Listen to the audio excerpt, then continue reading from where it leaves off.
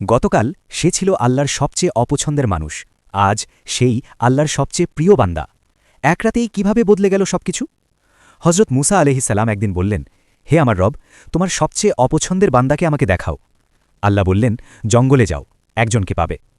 মুসা আলাইহিসসালাম সেখানে গিয়ে দেখলেন এক দরিদ্র কাঠুরে তার ছোট ছেলেকে নিয়ে কাঠ কাটছে। সাধারণ একজন মানুষ, কিন্তু আল্লাহর কাছে অপছন্দের।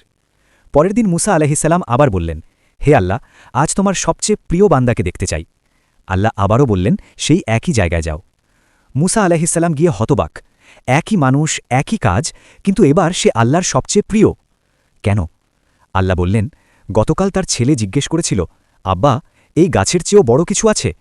সে বলেছিল, হ্যাঁ, আমার গুনাহ এর চেয়েও বড়। ছেলে আবার জিজ্ঞেস করল, গুনাহের চেয়েও বড় কিছু আছে? তখন সে কেঁদে বলল, হ্যাঁ, আল্লাহর রহমত আমার সব গুনাহের চেয়েও অনেক বড়।